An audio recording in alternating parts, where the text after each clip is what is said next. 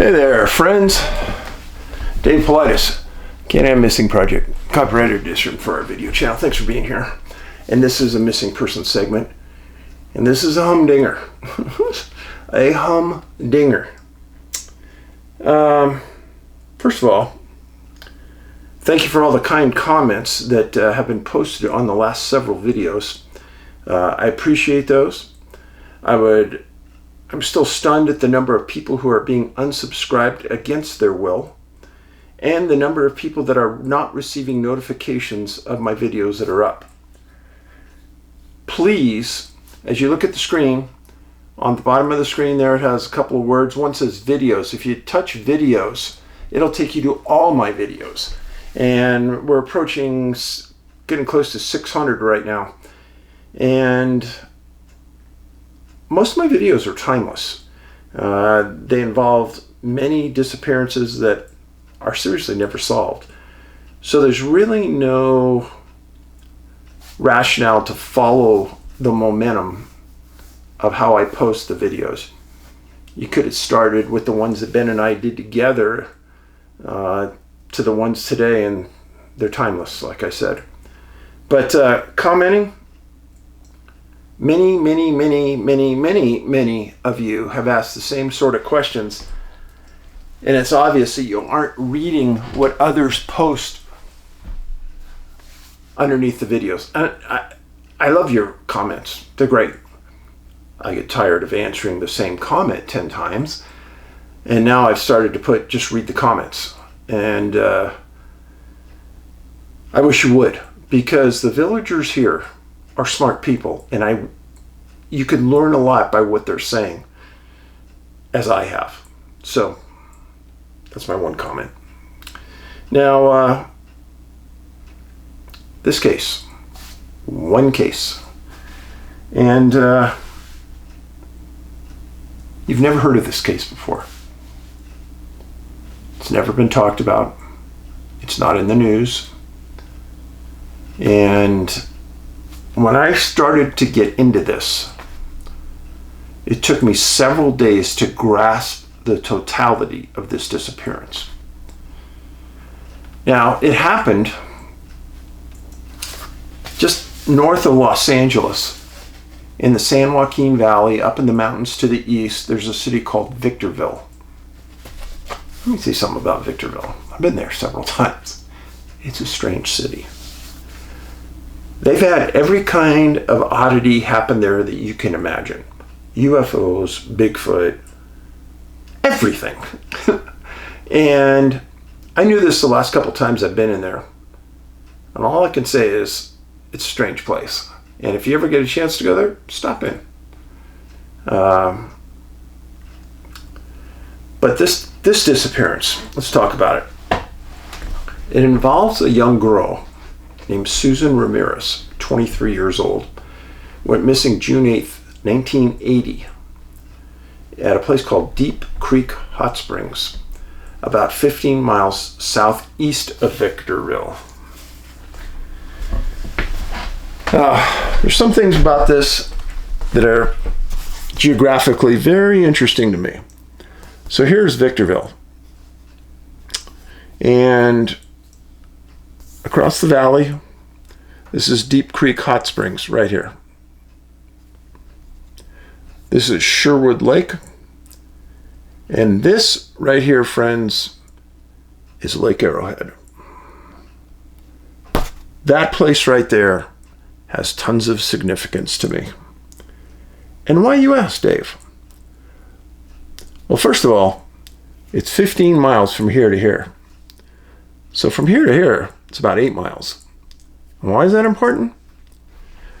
Well, if you're a long-time villager and you've reached elder status in the village, you know that Lake Arrowhead has some very unusual disappearances. Being so close to Deep Creek, I would count Deep Creek right into that cluster right there. Some historical about Lake Arrowhead. A man from Germany who was a physicist was attending a conference at Lake Arrowhead. He went on a sponsored hike with a series of others. He didn't feel well halfway into the hike, and he and a tour guide waited while the rest went on while he recovered. He told the tour guide to go on, he'd catch up. He never did. He was never found. German physicist gone. Never found. I've talked about this case many times, but because of the geographical significance to this, we're going to talk about it. So there you go. Let's get back to Susan. Susan was engaged and lived in Redondo Beach, California with her fiance. Susan was originally from the LA area. Her birthday happened on the day she disappeared, June 8th. Now, I don't know the birthday of every one of the people that have disappeared because sometimes it's not published. But I don't remember another case where somebody disappeared on their birthday. But Susan had a friend, a lifetime friend, that was married and lived in Victorville. Her name was Colleen, and she lived with a man named Al Rocca, R-O-C-C-A. Susan's fiance, Dennis, had arranged with the Roccas to have a surprise birthday cake and some fireworks for Susan at the end of her birthday on the 8th. They agreed. The Roccas had known Dennis for a couple years. He was well liked by everyone, and they thought this would be a fun weekend. So Susan and Dennis drive up on June 7th, and they spend the night with the Roccas at their house in Victorville. They had planned on June 8th to make that 15-mile drive to Deep Creek to go and hang out at the mineral pools. So they drove there to the Deep Creek trailhead, got out of their car, hiked in a short distance, found a site, and they set up a picnic site for the day. Spread out some blankets, put some coolers out. So when they came back from being at the mineral tubs, they could grab something to eat and go on after lunch. Well, the group went down to the mineral pools, and deputies later stated that the group had been drinking a lot of beer. And the deputies also stated that the group was also taking some type of depressant.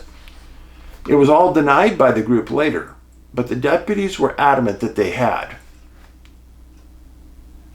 So what you have is all four of them down by these mineral pools. And these pools in Deep Creek run all the way up the valley. And as they were walking into this one pool where they decided to stay at, Al, who was a guitar player, had found some other people upstream that knew him. And so he told his group that as they were laying in the pools, he was going to go up and see his group and play the guitar for him. Now, supposedly, again, drinking a lot and taking depressants, those two usually don't mix too well. And Dennis, Susan, and Colleen all fall asleep in and around these small pools. Dennis was half in the spring and half out, and Colleen and Susan were laying on some boulders in the sun right nearby. So you can kind of get the feeling.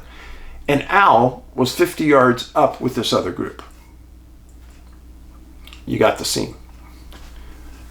4:30 in the afternoon, Dennis is woken up by Susan rubbing his shoulder. And she tells him that her contacts are bothering her real bad and that she's going to go back to the campsite and get some fluid. He says, okay. He says, I fell back asleep.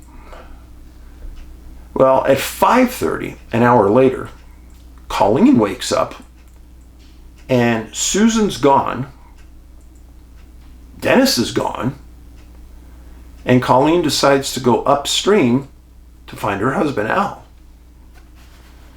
She goes up, she finds Al, explains she can't find the other two. And Al and her decide to go up to the campsite, figuring that's where the other two went, get some food, hang out, wait for them. They get up to the campsite. Nobody's there. So they decide to hang out there for a while. And after a while, they get nervous and they start looking for their friends. So they go further downstream than where they had originally seen Dennis, who wasn't in that spot any longer either. And just 50 yards away from where Colleen last saw Dennis, they hear someone calling for help. So they have to go over some giant boulders in the river, and they get to a spot, and here's the scene that they see. Dennis is laying on a rock, half in the water, half out, with his neck over the back of a rock, as though he's looking straight up in the air, calling for help.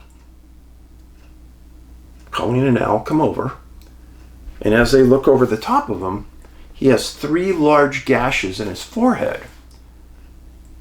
And they help him up, and on the back of his neck, he has 2 big nodules, like somebody hit him in the back of the neck.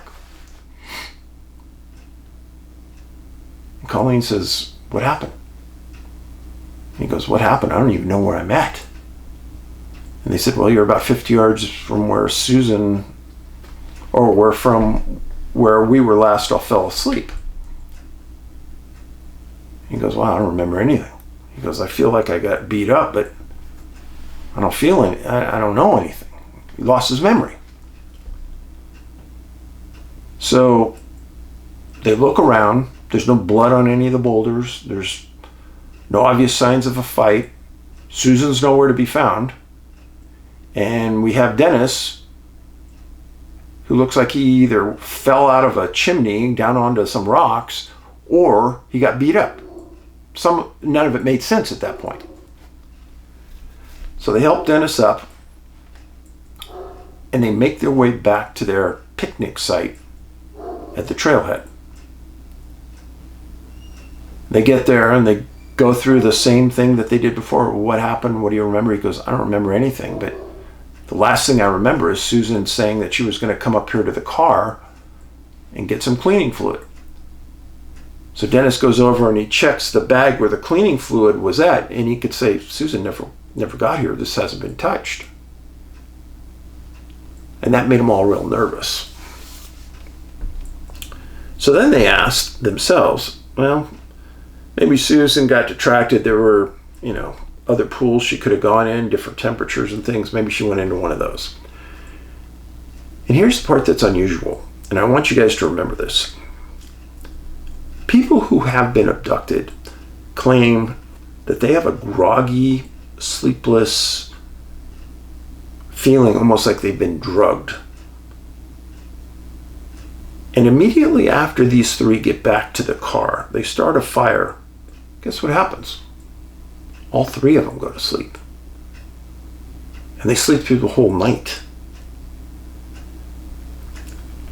Now, remember, the deputies stated that they had been drinking a ton and they had been taking these depressants.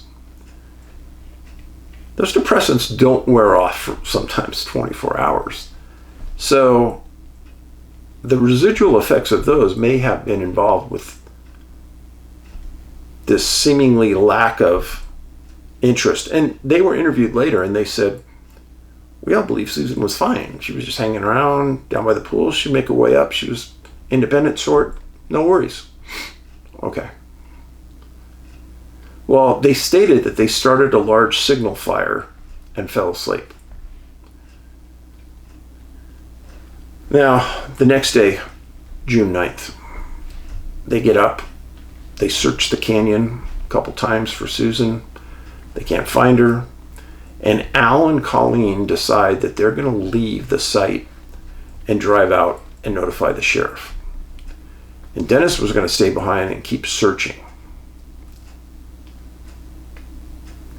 Now, deputies were later interviewed, And their angle on all this was that the reason they waited is either they couldn't drive because they were too intoxicated, or they didn't want the deputies to see them under the influence, so they purposely waited.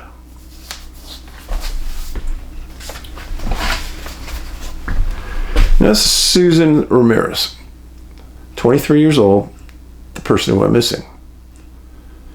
She had lived with Dennis for a number of years. They were engaged to be married.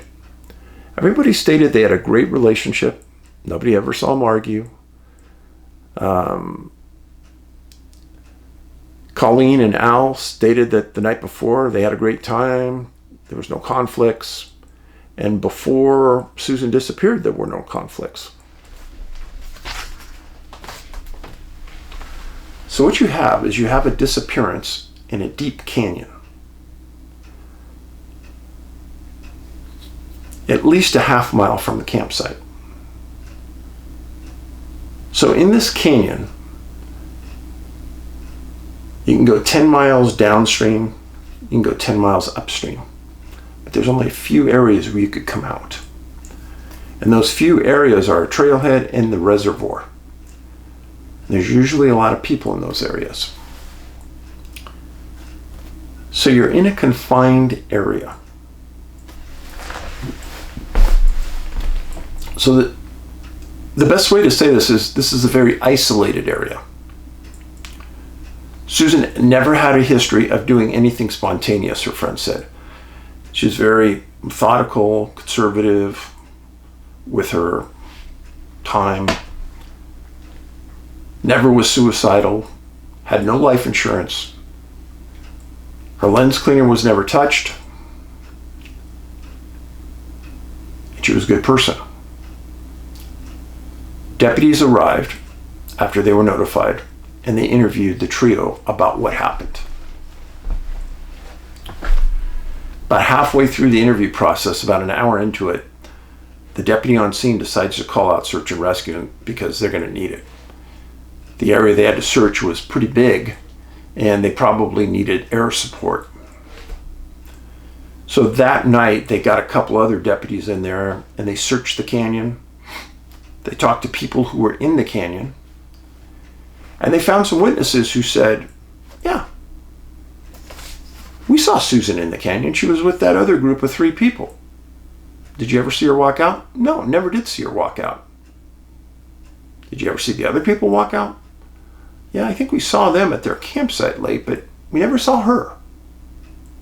But you did see her at the pools. Oh yeah. Did you ever see her walking out towards the car? No, never saw that. It's kind of the way it went. Now you're the deputies. You've got a couple choices here. Dennis killed her. The Rokas both wanted to kill her? That doesn't make any sense, because they're lifetime friends with her. Somebody else killed her? Yeah. So the sheriff decides to bring in canine units. And right off the bat, on June 10th, there's a sergeant named Mike Cardwell that's interviewed by the press. And he said, hey, we're optimistic we're going to find her. Then they bring in Twin Peaks Search and Rescue, and 2 dogs from the Bureau of Land Management and 2 dogs from the Air Force. 2 different helicopters and 40 ground pounders, and the Barstow Desert Rescue Squad was there as well. They had a very, very good contingent of search and rescue at this point. So the ground pounders, they're searching the ground for tracks, blood splatter, scene of a fight, scene of a murder. It hadn't rained. If there's going to be blood on rocks, it's going to be there. Well, at the end of that first day, they find nothing. They cannot find a witness that says that Susan left that canyon.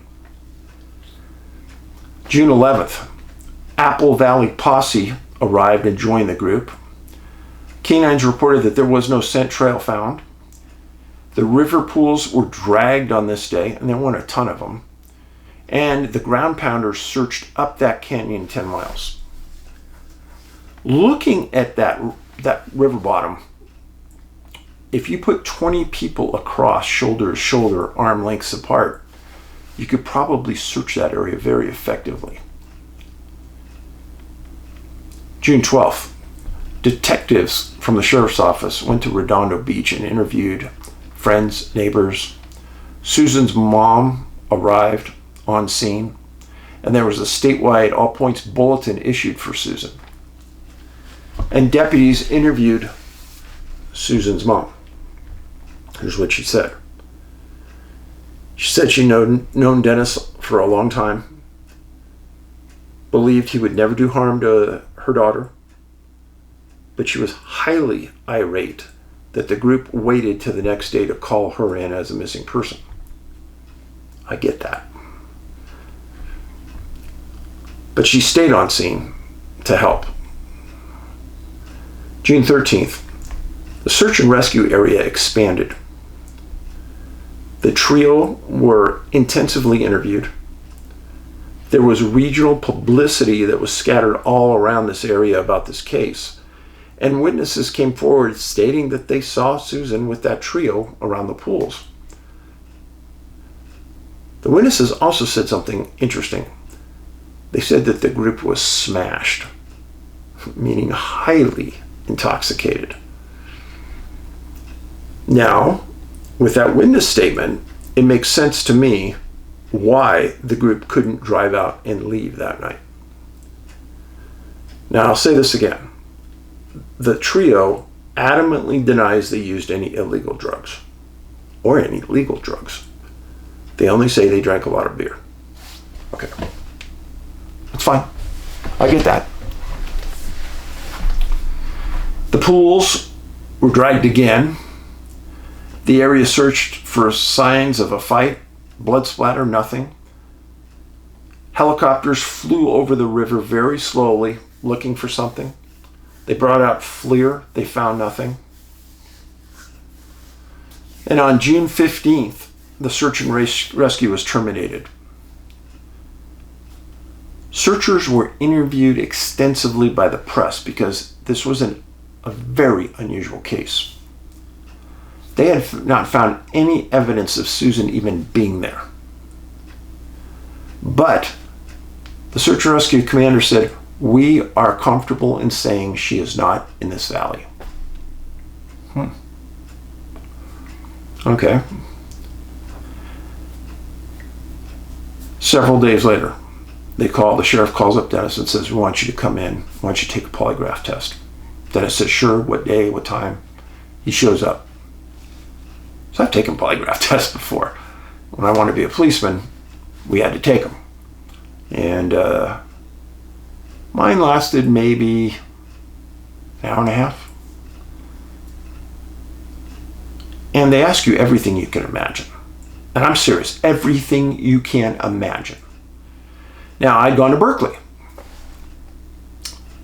And the polygraph examiner says, "Dave, we're gonna ask you these questions. Now, if you've done something like this, don't worry, it's probably not going to exclude you from the job, so just tell the truth." I said, "Okay." So we start off, where were you born? They're quality questions to see if you answered honestly what your response is going to look like on that machine. So they said, where were you born? How old are you? Who's your mom? What's her name? Then they get into the meat of the questions. They asked me, you guys probably won't even believe this. They asked me at the time, they said, "Dave, how many times have you smoked marijuana?" I said, "Never." "Okay, let me ask you one more time, Dave. When was the last time you smoked marijuana?" I said, "I've never smoked marijuana." The guy shuts off the machine. He goes, "Dave, you're a really good applicant. I can tell you the police department wants you. And if you smoke marijuana in the past, it doesn't matter. They don't care. They just want you to be honest. So just..." I go, "Oh, wait a minute. I am being honest. I've never smoked marijuana." He said, "You have never smoked marijuana? You sure?" I said, "As sure as God's watching." So we go back through and they ask all these questions again. And people always ask me, what's the weirdest question they asked? Yeah, there's some weird questions. But the weirdest one? So they're like an hour and a half into it. I could tell we're getting close to being over. And the examiner asked me, he says, how many times have you had sex with a dog? I almost flew out of my chair. Like, did I hear that right? They said, yeah, how many times have you had sex with a dog? I go, I've never had sex with a dog. Okay. Cat? Bunny? Any animal? No. So at the end, the examiner says, Dave, you're a phenomenal applicant. Thanks for being so honest. And I said, hey, can I ask you a question? Is that question you asked me about sex with a dog an honest question where you get a response? He goes, Dave, you'd be surprised how many people say, only once. I said, oh my gosh. Oh. So, anyhow, Dennis takes a polygraph. 4 hours long. He passed. The sheriff's office said he's not a suspect. He doesn't know where the body is. He doesn't know what happened to her. He doesn't know what happened after she tapped him on the shoulder. He has complete amnesia until he's found over in another pool 50 yards later. 50 yards away. Wow. So they have nothing. During all of 1981, he was interviewed a couple times in the years after that, and so were Susan's friends. And they said that Dennis's life was turned upside down by Susan disappearing. And he went back to that canyon many, many times during 1981 to keep searching. He wanted to find her. He never did find her. 1982, Dennis asked the community if there were any psychics that could help. A couple of psychics came forward, clairvoyants, whatever you want to call them. And the only thing that all of them agreed upon is that Susan was still alive. They didn't know where. They didn't know how. They didn't know the circumstances. But she was alive. Deputies also stated in a follow-up article in 1982 that the weekend after Susan's disappearance, they set up a contingent of deputies at all of the entrance points to the pools. And they interviewed hundreds of people coming and going over the weekend, asking them if they saw Susan leave with anybody, they saw any unusual activity, blah, blah, blah. That huge endeavor, which was a great move. And when you've got an investigation like this, that's what you have to do. They got nothing. Well, what happened to Dennis? What happened to Susan? Dennis's activity of missing time and movement place to place without knowledge and his injuries, I think fall right in line with missing 411. So the dogs that came out couldn't find a scent trail for Susan. Nobody saw her outside the canyon. There are huge boulders all over this river. Everyone in the party was drinking heavily. Some of them were half in water. And there's amnesia involved with Dennis. And Susan patted Dennis on the shoulder, said, I'm going back to the car. Point of separation. Susan was never found. There were never any arrests. The case is a cold case that nobody is working and nobody cares about because her parents are now deceased. I do want to say that Dennis going back there as many times as he did the following year looking for his fiancée, something I would have done.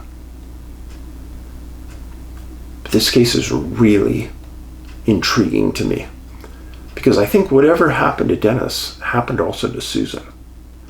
But for some reason, Susan never came back. Dennis, Caucasian male. Susan, Hispanic female. We don't have that many Hispanic females under that missing 411 profile.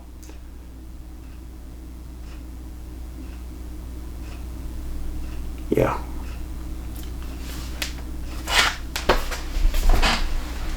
Very pretty girl. You know, people always ask me, Dave, why don't you engage psychics? Well, I know that there's a group of psychics that watch this show. So, do a workup on Susan Ramirez, 23. Her birthday's June 8th. Do a workup on her and tell us in the comments in the video what happened to her. Thanks for being here. Be safe. Be kind. Polite us out.